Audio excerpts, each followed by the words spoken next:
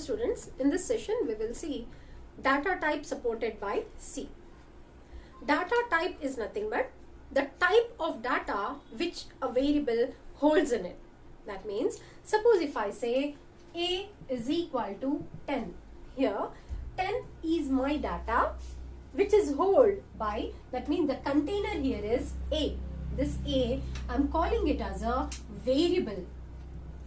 I call it as a variable or an identifier. Okay. So this data, what type of data is it? What type of data is A holding? Is nothing but the data type which is held by A. Okay. So a variable will hold some data type in it. So this data type will tell you how much of memory is being used inside the computer and so on. So we'll see what are the different data types supported by C. So data type is nothing but which represents the data, which represents the type of data. Okay. And the syntax for it, how you declare it goes something like this.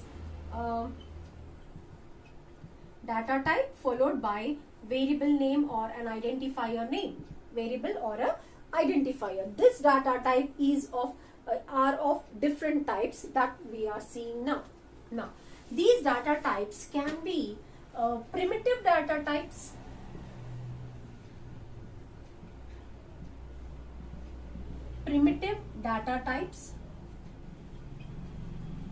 then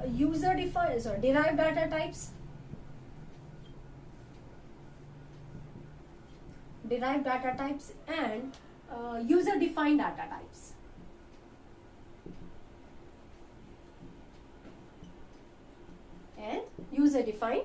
types. Now we'll see one by one in detail. The very first thing is the primitive data types. Here we have the integer type of data mentioned as int, integer type of data int. Then we have a floating point type of data. Then we have character type of data, char. Then we have double and void. These are the different predefined data types or primitive data types supported by C language. Now, when I say primitive data types, they are not created by the user, they are not defined by the user, they are predefined, they are already defined.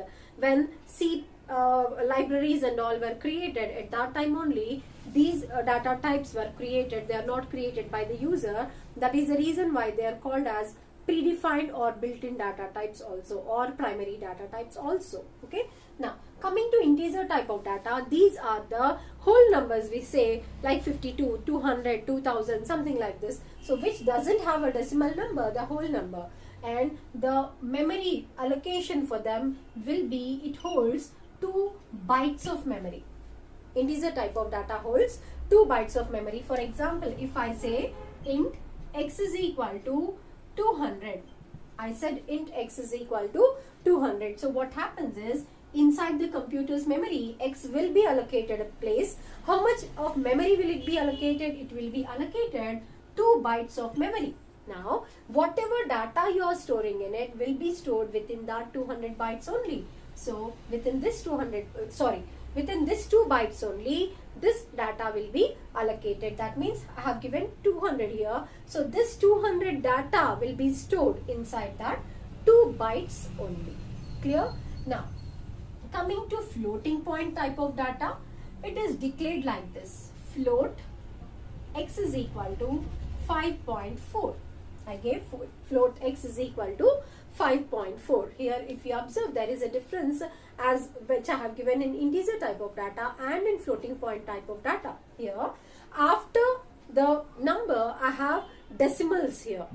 After the number part, numeral part, I have a decimal part. So this type of data which have that decimal part in it comes under a floating point type of data. The same kind of data is double also, but there is a difference between float and double. After precision, double kind of data hold more precision numbers than floating point. Almost it is double the floating point. Okay. Otherwise, float and double, both of them are meant for holding these positions numbers only, right? Then float holds 4 bytes of memory. and double holds 8 bytes of memory. Both of them are made for holding decimal numbers, precision numbers, where more than float will be double. Coming to character type of data, a single character, if it holds a single character, that means this type of data comes under a character type of data. Now what do you mean by a character? A single keystroke which we give from the keyboard is a character. Maybe a space bar. If I hit the space bar, it moves aside. That means it is holding 1 byte of memory. Okay, in the same way, if you talk about A or B or X or full stop or a question mark or a 1 or a 2, something like this, all these single elements are one single characters. Okay, so they hold 1 byte of memory. Character type of data hold 1 byte of memory. How do you declare characters? Now CHAR, answer is equal to Y. We declare character type of data within single quotation marks. Unlike numeric data where I did not use any quotes here, but here we use quotes here. Okay. Now coming to void, it is a special kind of data which is used mostly with the functions. A function which will not return any value. A function which will not return any value. Such type of functions are written as void, are declared as void. So void means which holds nothing. Void means which holds nothing. So a function which will not return any value is said to be holding void or declared as void. That is about the primary data types. Now coming to derived data type, the name itself is telling you derived data type means it is derived from an existing data type. It is derived from an existing data type. What data type? Primitive data type. From the primitive data type, you are creating a new data type. And one more thing, if you observe, all these words are seen in the 32 set of keywords of C. C keywords have 32 keywords, right? So in that set, we can see all these keywords. Right? Now coming to derived data types, as I'm telling you that these are the data types which are derived from the existing data type. From the primitive data type, you are creating a new data type. Now, what all come here is arrays, array or string. Then you have a pointer, you have function, etc. Function, that's it. Okay, now, what is an array? If you talk about integer type of data or floating point type of data, suppose I say int x is equal to 5 here. What does it mean? X is a variable of integer type which is holding 5 in it. X is a variable of integer type which is holding the data 5 in it. Means it is holding only a single element in it. Or I may give some 500. Yes, X is holding 500 in it. A single element 500 in it. But what if I wanted to store more than 1 in it? Suppose I wanted to do something like this. 500, 200, 10. I wanted to store 3 elements at a time. In this case, what am I doing here? 3 integer elements are stored at a time. Yes, so it is a collection of 3 integer elements in a single line. How can I do that? By using arrays. So how do I do that? Int x. What is the size of it? 3. Yes, I can give it like this. And this concept is said to be array. How did I do that? Using the primitive data type only. Using the primitive data type only, I have created a new data type. I'm not creating any, array is not any keyword here. Array is not any keyword here. I have created a new data type here. I have derived a new data type from the existing data type here. Okay, so that's it. Now, the definition of array is, it is a collection of similar data elements or homogeneous data elements. Or I may say float some a of 10 is equal to 2.5, 10.3, 6.04, 8.05, something like this. That means what is it here? It is a collection of floating point elements. All the elements belong to floating point only. How did I create? Using the existing data type. In the same way, I may create string also. A string is a collection of characters. A group of characters is said to be a string. How do I do that? So I'll give character char followed by name of any string. Suppose name of 5 is equal to some Hari. Name is equal to Hari. So what did I do here? I gave a group of characters. How did I create? I don't directly, I doesn't have a direct keyword string in C language. String is not a keyword, not a direct data type here. So how can I do that? I can derive the string using an existing character, using an existing data type, that is character. So character followed by group of characters. In that way I can give it like this. Okay. So that is about the array and a string. Coming to next one is pointer. Pointer is something which holds the address of another variable. Pointer stores the address of another variable. For example, I have int p is equal to 25. I have int p is equal to 25. So what happens internally is p will be allocated some 2 bytes of memory because it is an integer type of data, and what is the value stored in p is 25. Now, where is the address of p inside the computer's memory? Where is the address of p inside the computer's memory? Then you say it is some memory address. Suppose it is at 1000th location, or it is at 1000. Means if I say address of p means it is at 1000 place. Suppose house number 1, house number 2, as we have. In the same way, the computer's addresses will be unsigned integer. So let it be 1000 for example. Now, how is it? Ampersand p.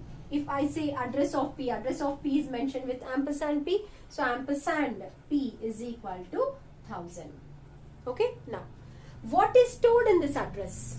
So what is stored in this address? What is stored in this address? 25. How can I display that one? I can use pointer to this memory location. Now p is a memory location. Here ampersand p is a memory location, isn't it? Suppose we say a is equal to ampersand p. A is equal to ampersand p. Then I give pointer to a. Then I give pointer to a. So what happens? Pointer to this memory location. That means it is giving me the value which is stored in that particular location. Here we are using this unsigned integer and pointers concept. Even this one is also a derived data type only, because pointer, we don't have any direct data type pointer. We need to derive it from some existing data type only, that is from the integer only. We are getting this signed integer or unsigned integers, and also from that one only we are deriving it. So that is pointer. That is all about pointer.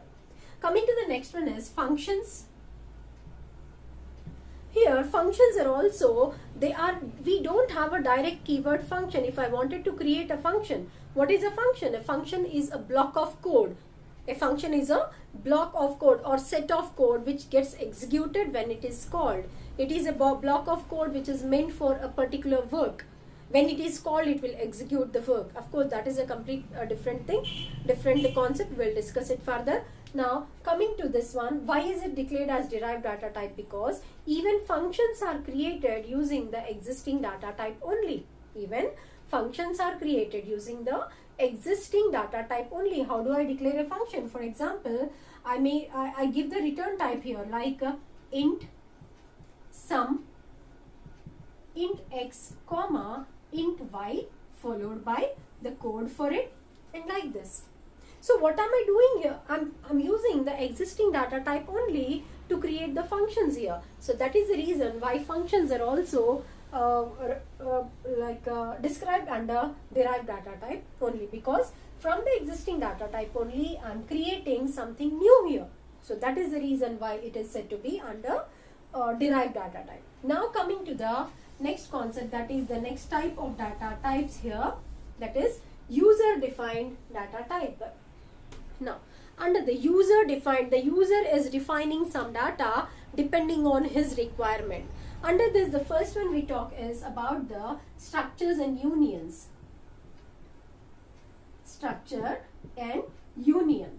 Then we have type def and we have enum, nothing but enumerated data type.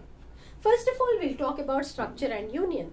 As we have seen in the previous case of array, where we said that array is a collection of similar data elements, means all the elements may be of integer type, may be of floating point type, may be of character type, something like this. That means all the elements belong to the same data type in an array. Whereas in a structure, it is a collection of heterogeneous data elements, or it is said to be collection of different data elements is a structure. Okay. Now, how do we declare it? Here in this case, we have a direct keyword struct to create a structure. So, let me rub it off. Here, struct. In the previous cases, I don't have any direct keyword for derived data type. Like I don't have array as a direct keyword or a direct data type, or I don't have string or a function or a pointer. No, I don't have that. Whereas in this case, yes, I do have direct keyword, and I can create my data type using these keywords. So struct, the name of the structure has to be given. For example, we take a student structure here. So what can be the members of a student structure? That means you are storing all the details of the student under this structure. Okay, so suppose I need the name of the student, then I need his roll number, I need his fees. Okay, how do we declare this? What type of data is name? Name is a group of characters. I can't say anyone's name A, B, C or so. It will be some group of characters. So obviously it is a string here. So CHAR, name of some 10. Then roll number, it will be some integer type of data. Let it be int. Fees, let us declare that one as a floating point type of data. So if you observe here, student is a structure which is holding 3 members in it of different data types, right? The same thing stands with union also. The same thing stands with union also, but there is a difference between structure and a union. Even a union is also collection of different data elements only, but it is declared using the keyword union here. Second thing, the memory allocation is the difference between structure and a union. In a structure, all the members can be initialized at a time. Like for example, I may give its initial values here only. Some Hari, some roll number equal to 10, fees is equal to some 10,000. Yes, I can give it like this, here only. Whereas in a union, I can't initialize all the members at a time. It is a separate concept we will discuss when we are talking about that one. For now, you just remember that structure and union, both of them are user-defined data type, or both of them are holding different data elements, and structure holds more amount of memory, whereas union needs less amount of memory. Just remember up to here for this point of view. Rest of it we'll see when we are talking in detail about structure and union. Coming to typedef. Here, typedef is nothing but it is adding readability to the program.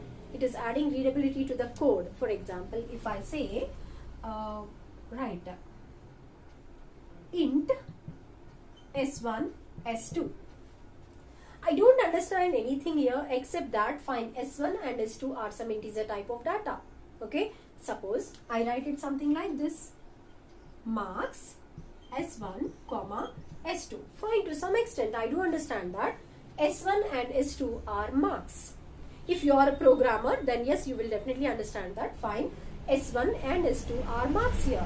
Whereas in the previous case, I don't understand what S1 and S2 are, isn't it? So there is no much difference, only it is increasing the readability of it. So how can I make marks as integer type of data? Because in place of int, I have written marks. How can I do that? This can be done using the typedef keyword. How is that done is typedef.